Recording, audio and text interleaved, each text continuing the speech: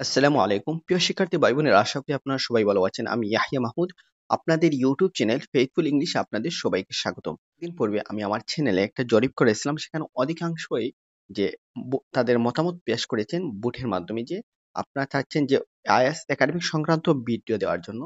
সেখানে দেখা যাচ্ছে প্রায় 64% আইএলটিএস একাডেমিক এর পক্ষে। সেই দিক বিবেচনা করে আমি আপনাদের জন্য আজকে আইএলটিএস এর নতুন একটা ভিডিও নিয়ে আসলাম। আশা করি ভিডিওটা থেকে আপনারা অনেক অনেক উপকৃত হবেন। তো আপনারা বুঝতে পারছেন যে আমি আইএলটিএস রাইটিং টাস্ক নিয়ে আলোচনা করব। তো এখানে শুরুতে আপনাদেরকে বলি, আইএলটিএস এর 4টা মডিউল রয়েছে, সেটা হচ্ছে লিসেনিং, রিডিং, রাইটিং, তারপর হচ্ছে স্পিকিং। তাহলে প্রতিটা মডিউলের প্রতিটা একটা পরিভাষা আছে। যেমন হচ্ছে আইএলটিএস এর লিসেনিং হচ্ছে সেকশন 1, এরকম সেকশন 1 2 3 4 4টা সেকশন আছে।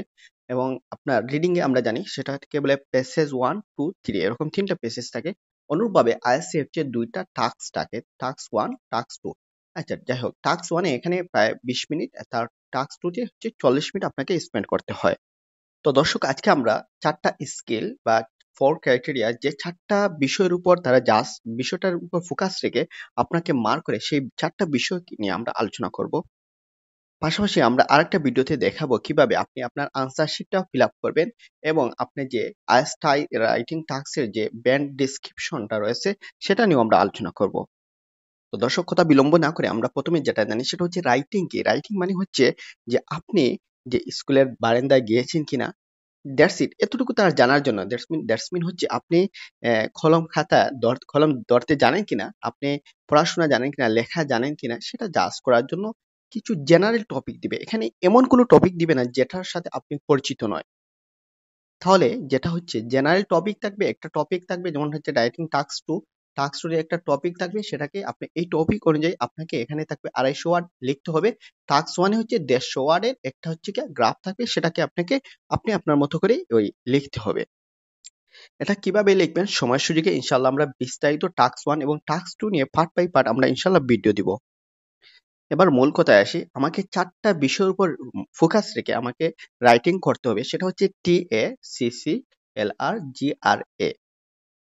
আর এই 4টা বিষয় কিন্তু আপনার পরীক্ষার খাতার মধ্যে যদি আনসার শিট যদি একটু লক্ষ্য করেন, সেখানে গেলেও দেখতে পাবেন।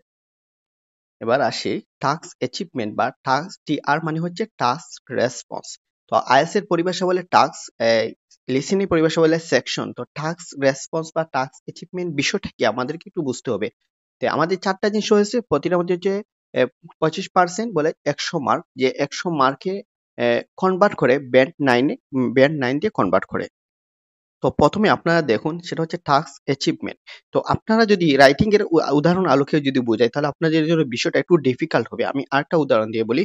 যেমন আপনার কাছে কেউ 250 টাকা দিয়ে বলল একটা কেমব্রিজের আইএলটিএস এর একটা কেমব্রিজের বই নিয়ে আসবেন, সেটা হচ্ছে পেনটা ভালো হবে, একটু দামি দিকে নিয়ে আসবে। কিন্তু আপনি কি করলেন, আইএলটিএস এর বাজারে গিয়ে 25 টাকা দিয়ে একটা বই নিয়ে আসলেন। তাহলে আপনি যার জন্য বই নিয়ে আসছেন, সে কিন্তু আপনার প্রতি একটু নারাজ হবে, কারণ আপনাকে সে বলছে হচ্ছে 250 টাকার ভালো কোয়ালিটির একটা প্রোডাক্ট কেনার জন্য, কিন্তু আপনি কি করছেন, সেখানে একটা বাজে নিয়ে আসছেন। তাহলে আপনার কাঙ্ক্ষিত যে বিষয়টা, লক্ষ্যটা, কাঙ্ক্ষিত বিষয়টা এখানে পাওয়া যায়। তাহলে যে বিষয়টা অর্জিত হয়নি, সেটাকে ইংরেজিতে বলে অ্যাচিভমেন্ট। অনুরূপভাবে আইএলটিএস রাইটিং এর ক্ষেত্রে এই অ্যাচিভমেন্ট মানে অর্জন যদি না পাওয়া যায়, তাহলে এখানে 25% এর যে বিষয়টা, এখানে আপনার থেকে একটা রিডিউস হবে।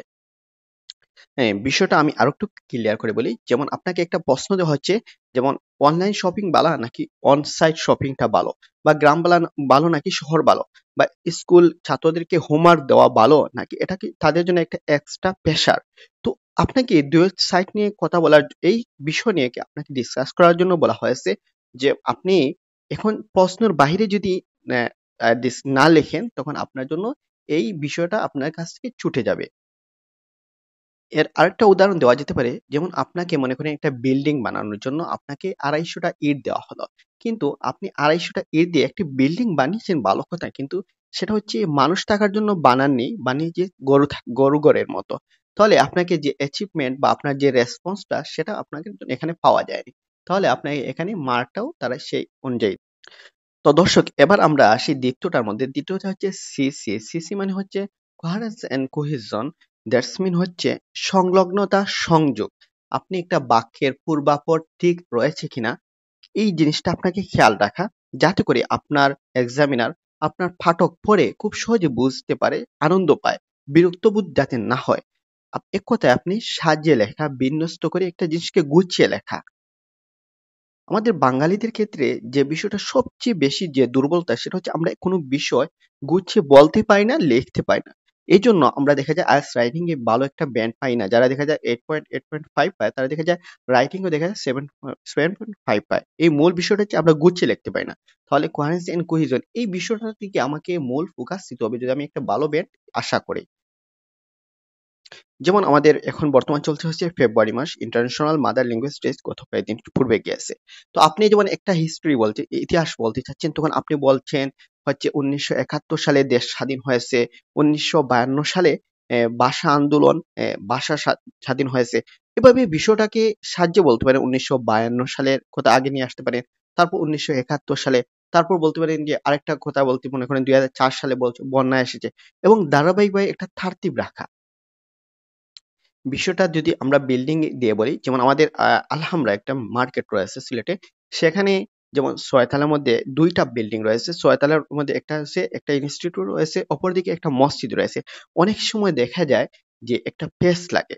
তো আপনি এভাবে যদি সাজিয়ে সুন্দর করে যদি একটা বিল্ডিং বানান, যাতে করে আপনার কোনো ভিজিটর আপনার কোনো হেজিটেশন না হয়, সহজে যাতে সে ঘোরাফেরা করতে পারে এবং বিষয়টা উপলব্ধি করতে পারে। আর এটাই হচ্ছে কোহারেন্স এন্ড কোহেশন। আরেকটা বিষয় এখানে রয়েছে সেটা হচ্ছে আপনার সেন্টেন্সের মধ্যে লিঙ্কিং ওয়ার্ড রয়েছে কিনা, এক্সাম্পল আছে কিনা এবং কোনো লজিক্যালি সেন্টেন্স আছে কিনা, আপনাকে এই বিষয়টাও এখানে ফোকাস করা হয়। তৃতীয় যে বিষয়টা আমাদেরকে খেয়াল করতে হবে সেটা হচ্ছে লেক্সিক্যাল রিসোর্স। রিসোর্স মানে কি? রিসোর্স মানে হচ্ছে এই সম্পদ, হ্যাঁ? লেক্সিক্যাল মানে হচ্ছে আবিধানিক যে সম্পদ। এখানে আপনাকে আবিধানিক কতটুকু যোগ্যতা আছে, শব্দভান্ডারে ভোকাবুলারি আবিধানিক কতটুকু যোগ্যতা আপনাকে এখানে ফুটিয়ে তুলতে হবে। আপনি এক শব্দ বারবার ইউজ করতেছেন। আপনার এই যে এক্সামিনার পড়তে, পড়তে আপনার বিরক্ত হচ্ছে। তো আবার এক্ষেত্রে আবার সতর্ক থাকতে হবে। আমাকে শব্দ চয়ন খেয়াল করতে হবে। একটা শব্দ পেলাম আবার লিখে দিলাম। বিষয়টা এরকম যাতে না হয়। তাহলে ইনশাআল্লাহ আমরা এই নিয়েও আমরা আরেকটা ভিডিও বানাবো এবং আমরা রাইটিং এর কিছু নির্দিষ্ট ওয়ার্ড রয়েছে আমরা সেটা আপনাদেরকে দেখানোর এবং এই দেওয়ার চেষ্টা করব ইনশাআল্লাহ। তাছাড়া লেক্সিক্যাল রিসোর্সে আরেকটা রয়েছে সেটা হচ্ছে আপনার বানান ঠিক আছে কিনা এবং দাড়ি কমা ঠিক আছে কিনা। আপনি শুধু ওয়ার্ড ব্যবহার করতেছেন নাকি ফ্রেজ ব্যবহার করতেছেন। আহ, বিষয়টা যেমন আমি একটা পূর্বে কথা বলছি সেটা হচ্ছে শব্দ চয়ন। যেহেতু এখানে লেক্সিক্যাল বলতে হচ্ছে আবিধানিক যে যোগ্যতা, শব্দ চয়নে কিন্তু আপনাকে খেয়াল করতে হবে। যেমন আপনি একটা সুন্দর ঘর বানাচ্ছেন, তো ঘরের আমরা যখন ডিজাইন করার ক্ষেত্রে আমরা বিভিন্ন টাইলস ব্যবহার করে থাকি। তো সিটিং রুমের জন্য একটা, ওয়াশরুমের জন্য একটা এবং হচ্ছে কিচেনের জন্য একটা। তাহলে আপনাকে সেই অনুযায়ী বসাতে হবে। যেকোনো জায়গায় যেকোনো টাইলস ব্যবহার করলে সৌন্দর্য হবে না। এই বিষয়টা আমাদেরকে খেয়াল করতে হবে। আমি শব্দ চয়নের ক্ষেত্রে আরেকটা উদাহরণ দিই। যেমন হচ্ছে আমরা হচ্ছে অনেক সময় বলি আমরা কুশ গল্প করছি, মানে আমি আমার বন্ধুর সাথে আড্ডা দিচ্ছি। তখন আমরা বলি আপনার একটা ইউজ করি গসিপিং শব্দটা ইউজ করি। আসলে এই গসিপিং শব্দটা হচ্ছে একটা নেগেটিভ ওয়ার্ড। এখানে আমরা চ্যাটিং শব্দটা ইউজ করব। তাহলে আমাদের যে এই যে একটা শব্দ চয়ন এই বিষয়টার দিকে আমাদেরকে খেয়াল করতে হবে। তো দর্শক সর্বশেষ যেটা সেটা হচ্ছে grammatical range and accuracy. Grammatical range মানে হচ্ছে পরিসর, গ্রামাটিক্যাল মানে হচ্ছে ব্যাকরণগত, আর একুরেসি মানে হচ্ছে যথার্থতা। আপনি আপনার গ্রামাটিক্যাল আপনার ব্যাকরণ কতটুকু নির্ভুল রয়েছে সেটা এখানে আপনাকে ফুটিয়ে তুলতে হবে। আপনি একটা বাক্য লিখতেছেন, লেখার মধ্যে বাক্যের মধ্যে আপনি অনেক সময় বলি ইট হেল্পস না বলে আমরা বলি ইট হেল্প। যেমন থার্ড পারসন সিঙ্গুলার ক্ষেত্রে এখানে এস বা ইএস যুক্ত, এই বিষয়টা আমরা অনেক খেয়াল করি না। অনেক এমন কমন কিছু মিস্টেক আমরা করি। পাশাপাশি আমাদের সেন্টেন্স স্ট্রাকচার এত স্বল্পতা থাকে, আমরা শুধু সিম্পল সেন্টেন্স ইউজ করি। দেখা যায় আমাদের কমপ্লেক্স, কম্পাউন্ড এ ধরনের কোনো সেন্টেন্স থাকে না। তাহলে আমাদেরকে এই বিষয়টা দিকে খেয়াল করতে হবে। পাশাপাশি আমাদেরকে শুধু অ্যাক্টিভ ভয়েস ইউজ করব না, পাশাপাশি প্যাসিভ ভয়েস এক কথায় আমার লেখার মধ্যে আমাদের সেন্টেন্স স্ট্রাকচার মধ্যে ভেরিয়েশন থাকতে হবে। তো দর্শক এই ছিল আজকের ভিডিও। আমরা আজকের ভিডিওতে আমরা যে ৪ টা বিষয় নিয়ে আলোচনা করলাম সেটা হচ্ছে টাস্ক রেসপন্স। প্রথমত আমরা বলছি সেটা হচ্ছে আমরা যে বলছিলাম হচ্ছে টাস্ক রেসপন্স বা টাস্ক অ্যাচিভমেন্ট। টাস্ক অ্যাচিভমেন্ট আমরা সাধারণত রাইটিং টাস্ক 1 এ বলি আর টাস্ক রেসপন্স 2 তে বলি। তারপর সিসি বলছিলাম হচ্ছে কোহেশন, তৃতীয়টা আমরা বলছিলাম হচ্ছে লেক্সিক্যাল রিসোর্স আর গ্রামাটিক্যাল রেঞ্জ একুরেসি। বিস্তারিত আমরা আরেকটা ভিডিওতে এইটা নিয়ে আমরা দেখাবো এবং আমরা আনসার শিট কিভাবে দেখতে হয় আপনারা যদি চান ইনশাআল্লাহ কমেন্ট বক্সে কমেন্ট করে জানান, ইনশাআল্লাহ আমরা ভিডিও দেব।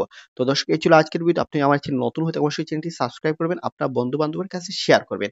যাওয়ার আগে আরেকটি কথা, আমাদের হচ্ছে অনলাইনে আইএলটিএস এর একটা বেস রয়েছে। আপনি আপনার যদি একটা ভালো একটা ব্যান্ড স্কোর পেতে চান, আপনাকে আমি 7.7 পয়েন্টের উপরে আমরা গ্যারান্টি দিতে পারবো, তবে আপনাকে একটা হচ্ছে গ্রহণযোগ্য একটা স্কোর দিতে পারবো, এটলিস্ট 6.5 এনে দিতে পারবো। এই বিশ্বাসটুকু আমাদের প্রতি রাখতে পারেন। তো দর্শক এই ছিল আজকের ভিডিও, দেখা হচ্ছে পরবর্তী কোনো ভিডিওতে। এই পর্যন্ত সবাই ভালো থাকুন, সুস্থ থাকুন, আল্লাহ হাফিজ।